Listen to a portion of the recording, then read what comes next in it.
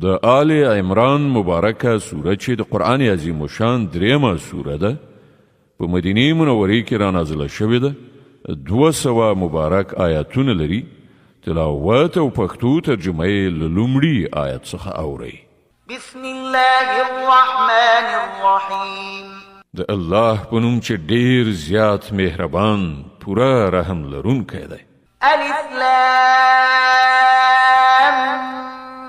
میم الله لا اله الا هو الحي القيوم الف لام میم الله هغه تل تر تله ژوندي ذات څخه پرته چې د کائناتو د نظام سمبالونکی دی په حقیقت کې هیڅ کوم بل خدای نشته نزل عليك الكتاب بالحق مصدقا لما بين يديه وأنزل التوراة والإنجيل من قبل هدى للناس وأنزل الفرقان إن الذين كفروا بآيات الله لهم عذاب شديد والله عزيز ذو انتقام هغه پر تا دا کتاب نازل کړی چې په حق راغلی دی او د هغو کتابونو رښتینه کوي چې له دنه پخوا راوړل شوي وو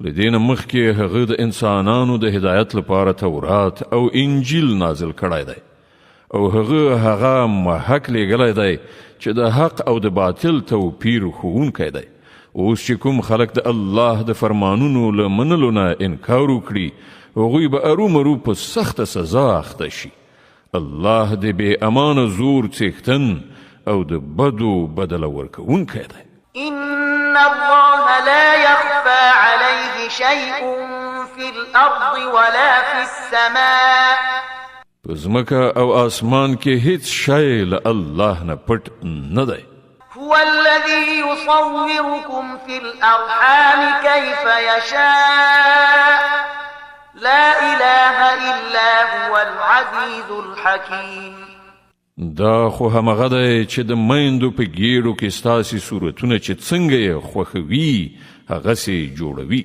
له هغه مقتدر حکمت والانه پرته بل هیڅ خدای نشته هو الذي أنزل عليك الكتاب منه آيات محكمات هن أم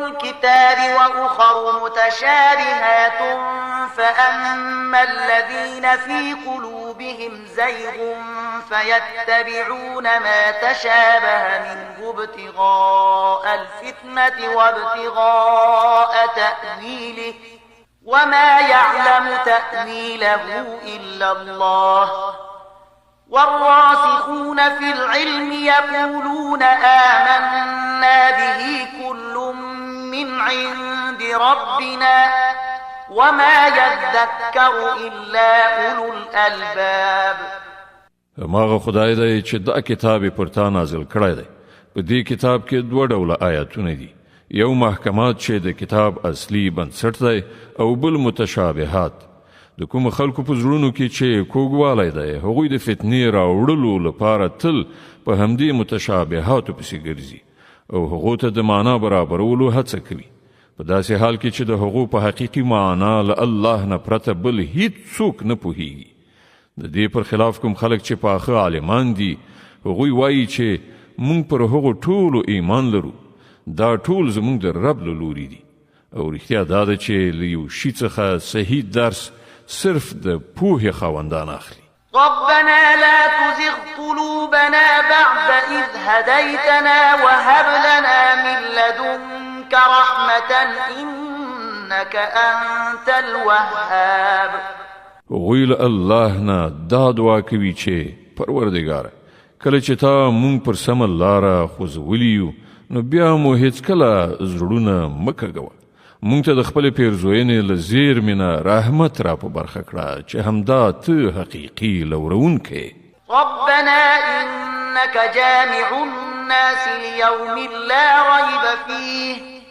إن الله لا يخلف الميعاد پروردگار ته ارومرو یوه ورځ د ټولو خلکو غونډونکی چې د هغې په راتګ کې هیڅ شک نشته. ته هیڅکله د خپلې وعدې نه اوښتونکی نه یې.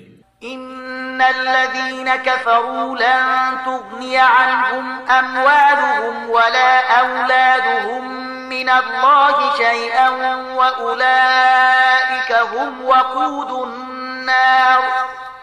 کوم خلکو چې د کفر چلند غوره کړی دی هغو ته به د الله په مقابله کې نه د هغو مال څه په درد خوري نه اولاد. هغوی به د دوزخ د سون مواد وګرځي.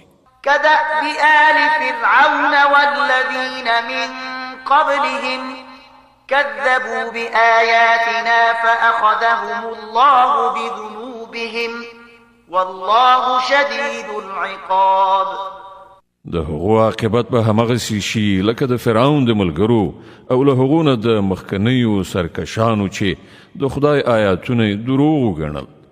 نتیجه دا شوه چې الله هغوی په خپلو ګناهونو ونیول او حق خبره دا ده چې الله د سختې سزا ورکوونکی دی. قل للذين كفروا ستغلبون وتحشرون إلى جهنم وبئس المهاد.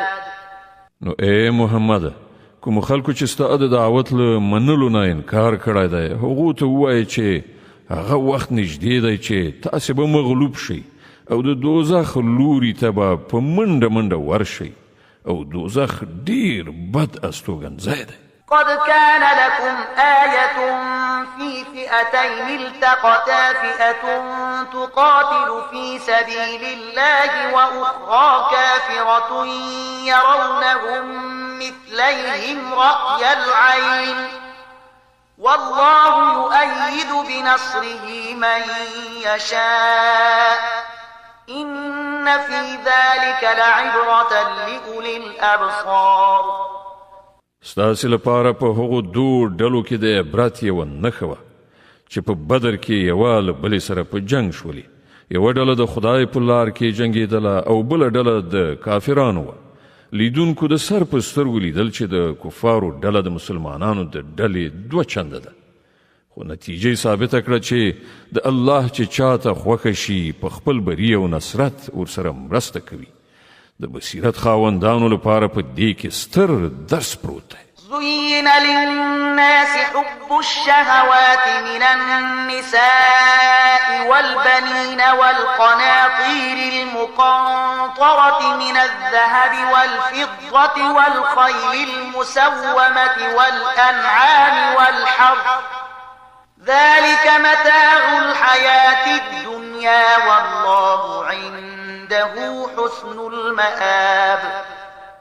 د خلکو لپاره نفسي غوښتنې ښځې اولادونه د سرو سپینو زرو زیرمې نښه شوي آسونه څاروي او کروندې د ډېرې مینې وړ ګرځول شوي دي. خو دا هر څه د څو ورځې دنیوي ژوندانه وسایل دي. په حقیقت کې چې کوم ډېر ښه استوګنځی دی هغه له الله سره دی. قل أنبئكم بخير من ذلكم للذين اتقوا عند ربهم جنات تجري من تحتها الأنهار خالدين فيها وأزواج مطهرة ورضوان من الله والله بصير بالعباد. ووایا زه در وښیم چې له دې نه ډېر ښه شی څه دی؟ د هغو خلکو لپاره چې د پرهیزګارۍ چلند غوره کړي. د هغو له رب سره باغونه دي چې تر هغو لاندې به ویالې بهیږي. هلته به د تل لپاره اوسېدونکي وي. سپېڅلې مېرمنې به یې ملګرې وي او د الله د رضا په ګټلو به سر لوړي وي. الله د خپلو بندګانو کړه وړه په ښه شان ویني. الذين يقولون ربنا إننا آمنا فاغفر لنا ذنوبنا وقنا عذاب النار. دا هغه خلک دي چې وایي پروردګار مونږ ایمان راوړی زمونږ له ګناهونو څخه راتیر شه او مونږ د دوزخ له اوره وژغوره. الصابرين والصادقين والقانتين والمنفقين والمستغفرين بالأسحار دا خلق صابران دي، ریښتونی دي، امر منونکي او مال خندونکي دي، او د شپې په وروستیو شیبو کې له الله نه د بخښنې دعاګانې غواړي. شهد الله أنه لا إله إلا هو والملائكة وأولو العلم قائما بالقسط لا إله إلا هو العزيز الحكيم. الله په خپل د دې خبرې شاهدي ویلې ده چې له هغه پرته بل هیڅ خدای نشته، او پرېښتیا او ټول اهل علم هم پرېښتینی او منصفانه توګه په دې شاهدان دي چې له هغه زورور با حکمت څخه پرته په واقع کې هیڅ بل خدای نشته. إن الدين عند الله الإسلام وما اختلف الذين أوتوا الكتاب إلا من بعد ما جاءهم العلم بغيا بينهم ومن يكفر بآيات الله فإن الله سريع الحساب. الله په وړاندې دین هم دا اسلام دی. له دې دین نه پرته چې اهل کتابو کومې مختلفې لارې غوره کړې، د هغو د دې چارچلن له دې پرته بل هیڅ دلیل نه و چې هغو له علم ورکول کېدو نه وروسته په خپلو منځو کې یو پر بل باندې د تیري کولو په خاطر داسې وکړل. او هر څوک چې د الله د حکمونو او لارښودنو د اطاعت نه منکر شي، الله به له هغه سره بې له څه ځنډه حساب وکړي. فإن حاجوك فقل أسلمت وجهي لله ومن اتبعني وقل للذين أوتوا الكتاب والأميين أأسلمتم فإن أسلموا فقد اهتدوا وإن تولوا فإنما عليك البلاغ والله بصير بالعباد. اوس که دا خلق له تا سره شخړه وکړي، نو دوی ته ووایه ما او زما پیروانو خو د الله په وړاندې د تسلیم سر ښکته کړی دی، او له اهل کتابو او غیر اهل کتابو دواړو نه پوښتنه وکړه آیا تاسې هم د هغه اطاعت او بندګي منلې ده؟ که یې منلې ده نو سمه لاره یې وموندله، او که یې ورڅخه مخ اړولی نو پر تا باندې یوازې د پیغام رسولو مسؤلیت و. نور الله په خپله د خپلو بندګانو د چارو لیدونکی دی. إن الذين يكفرون بآيات الله ويقتلون النبيين بغير حق ويقتلون الذين يأمرون بالقسط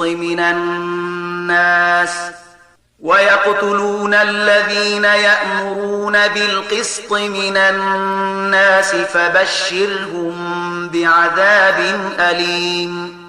کوم خلق چې د الله د حکمونو او لارښودنو له منلو نه انکار کوي او د هغه پیغمبران په ناحقه وژني او د داسې خلکو په وژلو پسې ګرځي چې د عدل او ریښتینولۍ د حکم کولو لپاره راپورته کیږي، هغو ته د دردناک عذاب زیری ورکړه.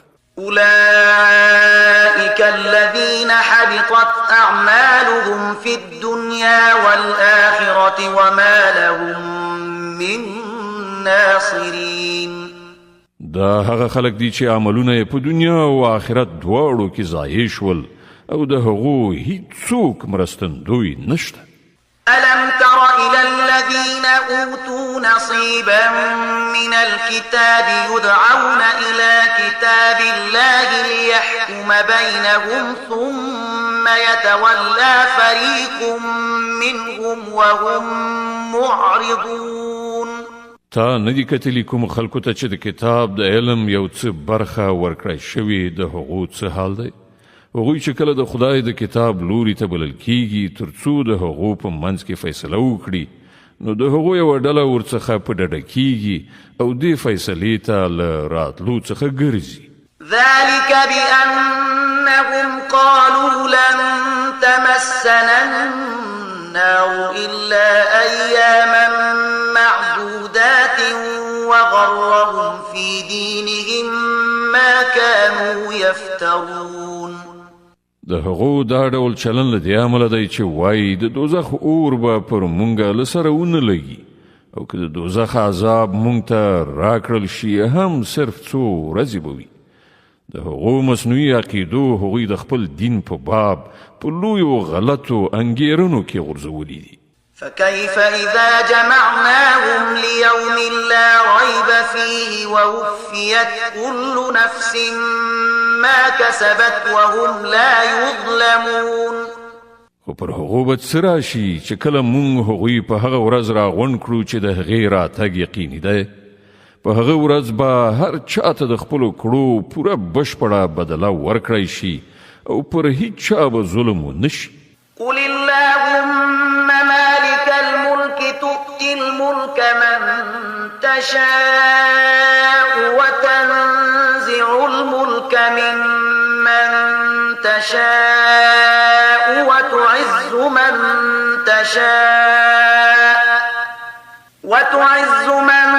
تشاء وتذل من تشاء بيدك الخير إنك على كل شيء قدير. وایا خدایا د ملک مالکه ستا چې چاته خوښه شي حکومت ورکوي او له چانه چې وغواړي اخلي، چاته چې د خوښه شي عزت ورکوي او څوک چې وغواړي ذلیله کوي. ښېګڼه ستا په واک کې ده، بېشکه ته په هر څه قادر یې. تولج الليل في النهار وتولج النهار في الليل وتخرج الحي من الميت وتخرج الميت من الحي وتخرج الميت من الحي وترزق من تشاء بغير حساب. شپه په ورځ کې او ورځ په شپه کې ننباسي، یعنی یو له بلې څخه راوځي. سا کښ څخه بې سا او له بې سا څخه سا کښ راباسي او چاته چې د خوښه شي بې حسابه روزي ورکوي. لا يتخذ المؤمنون الكافرين أولياء من دون المؤمنين ومن يفعل ذلك فليس من الله في شيء إلا أن تتقوا منهم تقاه ويحذركم الله نفسه وإلى الله المصير. مؤمنان د هیڅ کله داسې نه کوي چې مؤمنان پرېږدي او له کافرانو سره ملګرتیا او دوستي وکړي. څوک چې داسې چلند وکړي د هغه له الله سره هیڅ اړیکه نشته. هو، دا بخل کیږي که تاسې د هغو له ظلم څخه د ځان ژغورلو په خاطر په ظاهره دغه ډول چلند غوره کړئ، خو الله تاسې له خپله ځانه ویروي او د همغه لوري ته ستاسې ورګرځېدل دي. قل إن تخفوا ما في صدوركم أو تبدوه يعلمه الله ويعلم ما في السماوات وما في الأرض والله على كل شيء قدير. ای پیغمبره، خلق په دې خبر کړه چې ستاسې په زړونو کې چې هر څه دي که تاسې هغه پټو ساتئ او که یې ښکاره کړئ، الله په هر حال پرې پوهیږي. په آسمانونو او ځمکه کې هیڅ داسې کوم شی نشته چې د هغه له علم څخه د باندې وي او د هغه زور پر هر څه چلیږي. د آل عمران مبارکه سوره چې د قرآن عظیم شان درېیمه سوره ده، په مدینې منورې کې را نازله شوې ده. 200 مبارک آیاتونه لري. تلاوت او پښتو ترجمه یې له 13 آیت څخه اورئ. يوم تجد كل نفس ما عملت من خير محضرا وما عملت من سوء تود لو أن بينها وبينه أمدا بعيدا ويحذركم الله نفسه والله رؤوف بالعباد. هغه ورځ راتلونکې ده چې هر نفس د خپلو کړو میوه حاضره ومومي، که یې ښه کړي وي او که بد. په هغه ورځ به انسان دا هیله څرګنده کړي چې کاش کې له ده نه دا ورځ ډیره لرې وای. الله تاسو له خپل ځان ویروي او هغه د خپل بندگانو ډیر زیات خیر غوښتونکی دی. قل إن كنتم تحبون الله فاتبعوني يحببكم الله ويغفر لكم ذنوبكم والله غفور رحيم. ای پیغمبره خلکو ته ووایه چې که تاسې په رښتیا د الله سره مینه لرئ نو زما د پیروي لاره غوره کړئ. الله به له تاسې سره مینه وکړي او ستاسې خطاوې به در وبخي. هغه ډېر ښه بخښونکی او د رحمت څښتن دی.